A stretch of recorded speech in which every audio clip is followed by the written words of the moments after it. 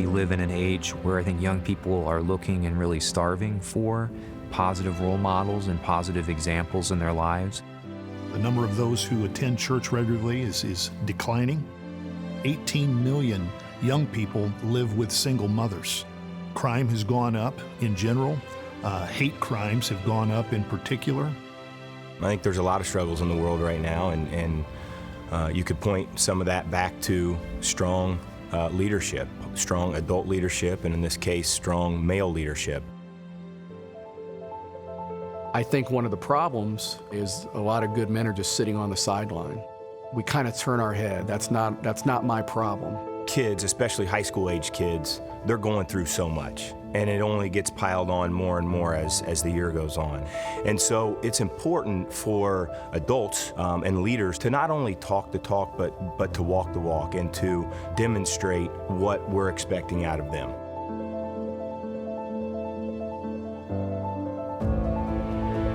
The theme all week long has been no plateaus. Not hitting a plateau or leveling off or becoming stale or lazy. From this moment on, until the last whistle blows, from the moment you run out of the woods and step onto the field, take with you inside your heart an attitude of gratitude.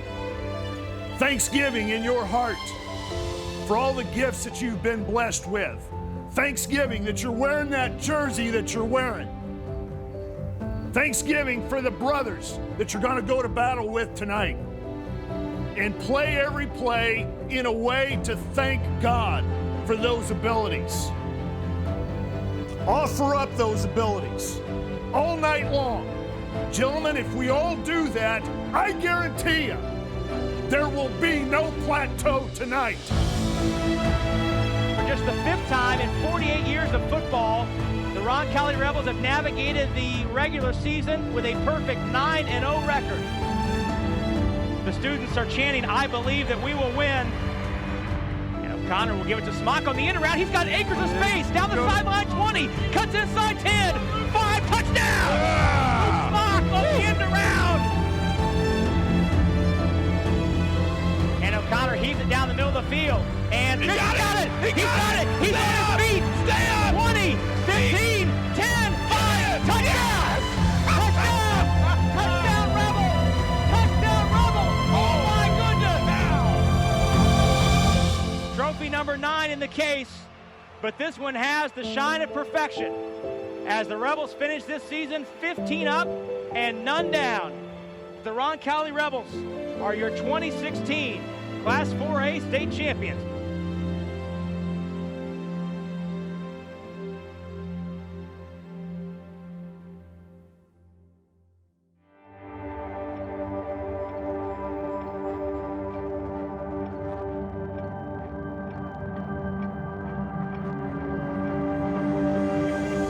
What makes Bruce Bruce? Well, I think the first word that comes to mind is just authentic. He's a genuine man. My first memories of Bruce Scifres were when I was a really young child, this ginormous, gigantic human being. I met him in the cafeteria at Roncalli High School. He had come to us as an assistant coach at Roncalli back in the 80s. He was the first one in his family to go to college, thanks to a football scholarship to Butler. And he received, at the end of the season, an award that was given for the guy who was the most physically and mentally intense. He was invited to NFL training camp with the Cincinnati Bengals. So he was quite an accomplished football player. He decided to go into education. His first job was here at Roncalli High School.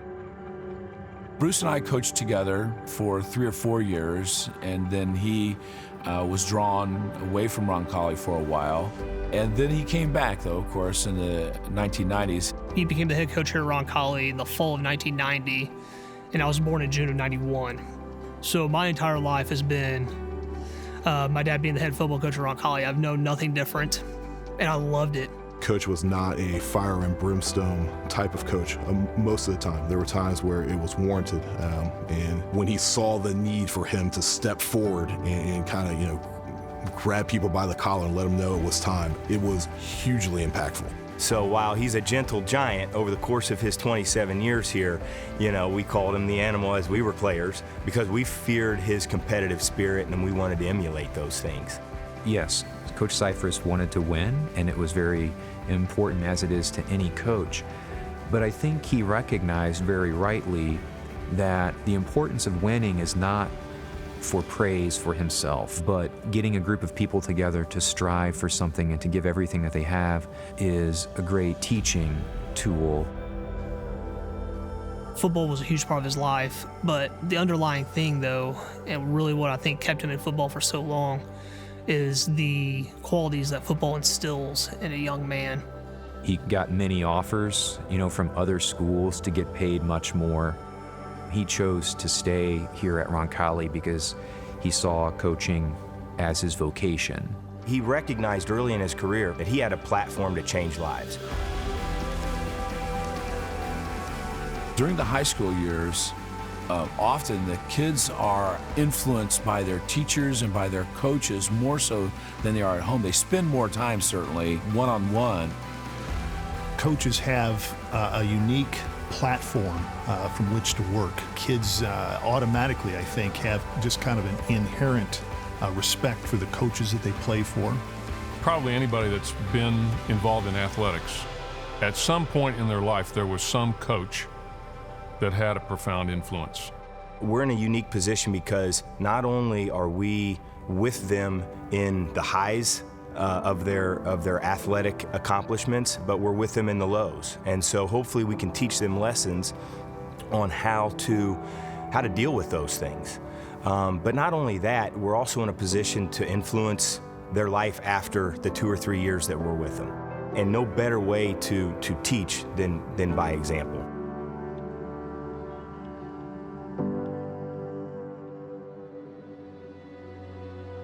We've been blessed to experience some great wins. We've had some losses that have been heartbreaking. People remember the state championships and so forth, and those were great too. But I think the most impactful were the things that he said in the midst of losses. There were a couple of years, one year in particular, where 3 different people connected to the program passed away. One was a parent, one was a player, one was a former player and a parent. It hit everybody associated with the program in a dramatic way. And so we had, in real time, we had to lead these kids, these sons, these friends through some very difficult times.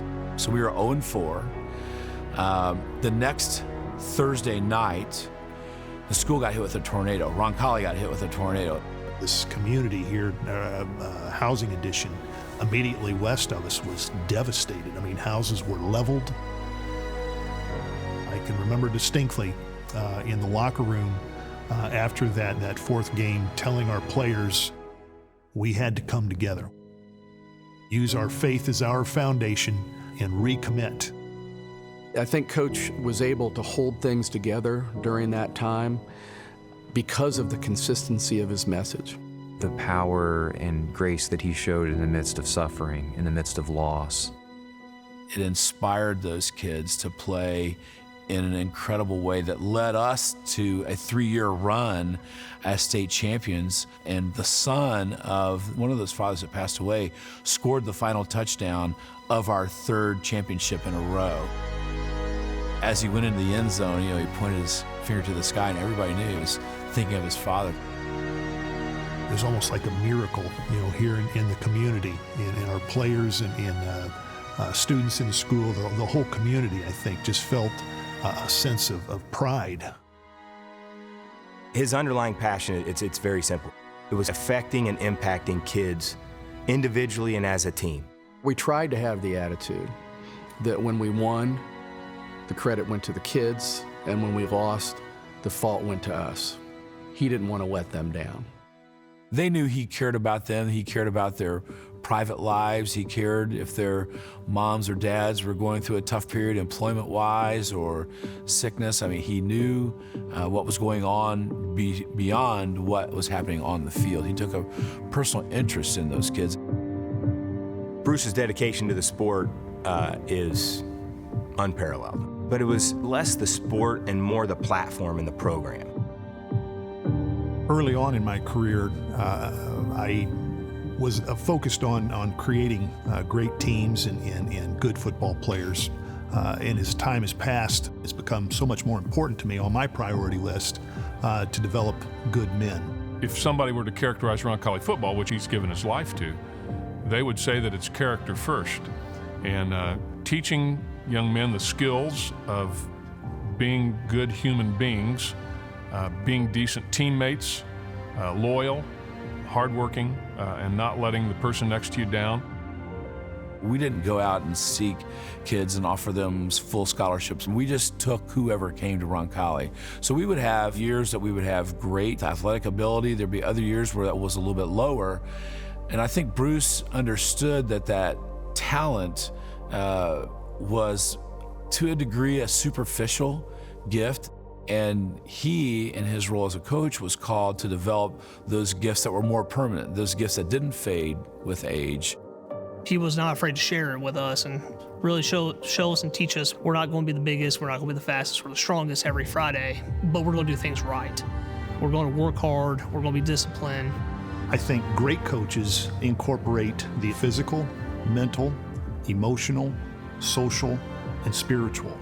But elite coaches believe that the foundation of it all is spiritual development. And if a young person is spiritually a well-rounded young person, it seems like those other four categories just fall into place. They're going to work hard in the weight room and training. They're going to be mentally engaged and focused and tough. I do think there is a connection to this type of coaching style and success on the football field. I don't think they're unrelated. I think kids will play harder for you. They'll be more passionate.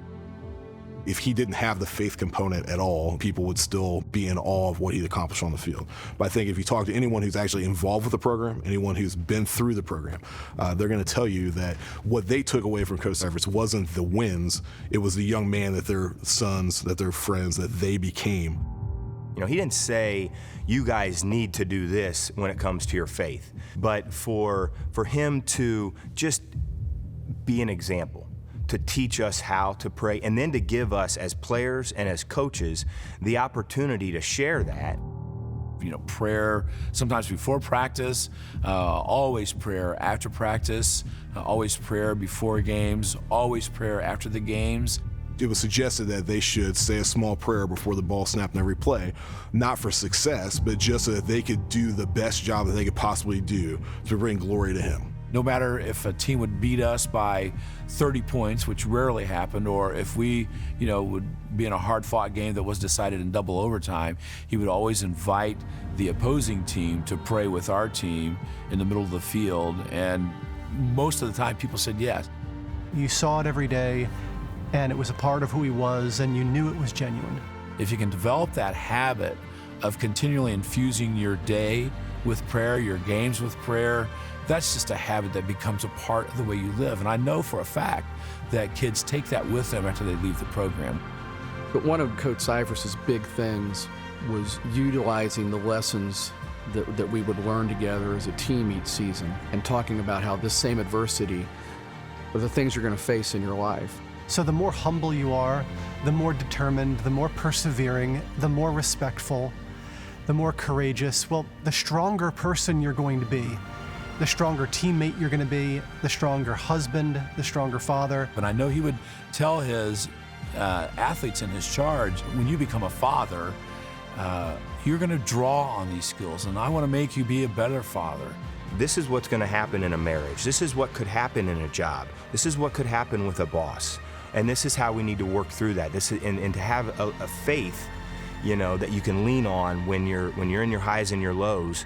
And he demonstrates that with the hopes that these young men who are being molded in these impressionable years of their life will take that forward.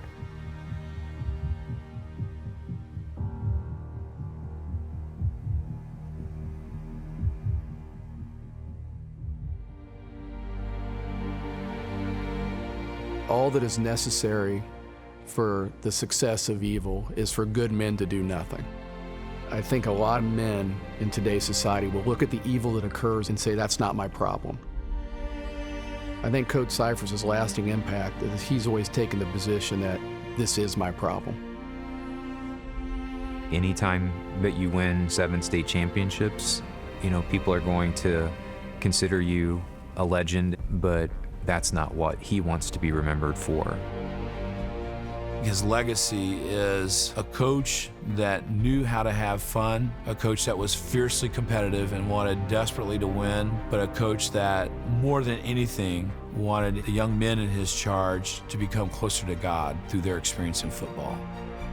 That's the purpose of all of our lives. So if you're a coach, then ultimately God wants you to use that platform to help souls come closer to Him and come closer to eternal life. I know that he inspired, and I do think there's a chance that his impact could be generational. Because it's not just the players, it's the moms and the dads and the brothers and the sisters. I think the biggest thing that I realized is that the things that Coach Scifres said and the things that Coach Scifres did are not things that are difficult to replicate. It doesn't require talent. It doesn't require a unique set of skills. It's something that anybody can do.